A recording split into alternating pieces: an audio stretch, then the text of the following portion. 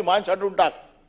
बाळासाहेबांनी काय सांगितलं की जे कोण असतील, मग ते हिंदू असो नाही तर मुस्लिम असोत, जर या देशाच्या विरोधात काम करणार असतील, या देशाच्या विरोधात जर ते काम करणार असतील, मग तो कोणी असो, तो आपल्या देशाचा शत्रू आहे। दुर्दैवाने त्यावेळेला जे काय बॉम्ब झाले, ज्या काय गोष्टी झाल्या, याच्यामध्ये मुस्लिम समाजाचे लोक आढळले आणि म्हणून बाळासाहेबांची ती सगळी वाक्य त्यावेळेला होती। आज काय झालंय, माझ्या इकडे एक सोसायटीमध्ये एक नेपाळी वॉचमॅन आहे, अख्खा रात्र ओरडत असतो, जागते रहो, आणि त्याला असं वाटतं की त्याच्यामुळे आम्ही सगळे सुरक्षित आहोत। तसा एक नेपाळी महाराष्ट्रात फिरतोय आणि त्याला असं वाटतं त्याच्यामुळे हिंदू धर्म टिकलाय। त्याचा असा समज झालाय, हल्ली काय शाल बिल घेऊन अशी म्हणजे समज झालाय। अरे त्यांच्या जीवावर नाही, हिंदू धर्म सांभाळायला आम्ही समर्थ आहोत, आमच्यात तेवढी ताकद आहे हिंदू धर्म सांभाळायची। परंतु माझ्या धर्माने किंवा मला ज्यांनी शिकवण दिली त्यांनी हे शिकवलं नाही, स्वतःच्या धर्माचं रक्षण करताना दुसऱ्याच्या धर्मावरती जाणीवपूर्वक अन्याय करणार नाही, याची काळजी घ्यायला मला शिकवलेलं आहे।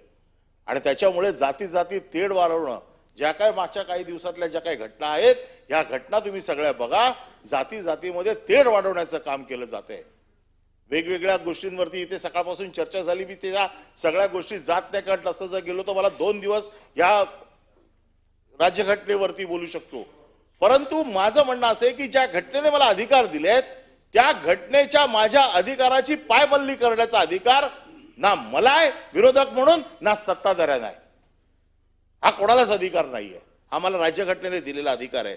आणि म्हणून मग मला राहायचं कसं, मला बोलायचं काय, मला खायचं काय, याचे अधिकार दुसरा कोणी ठरवू शकत नाही। हा माझा जन्मसिद्ध अधिकार आहे आणि तो मी बजावणारच। त्याच्यामध्ये दुसऱ्या कोणाचाही हस्तक्षेप हा मला मान्य नाही आणि तो मान्य करू पण देणार नाही। याचबरोबर आपलं राज्य संघराज्य आहे, आपला देश संघराज्याच्या पद्धतीने चाललाय।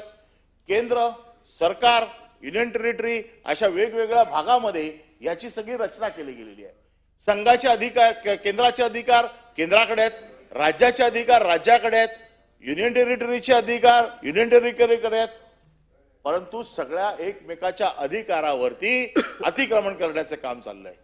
मला जी काही माहिती आहे किंवा जी माझ्या वाचनामध्ये आहे, युद्धजन्य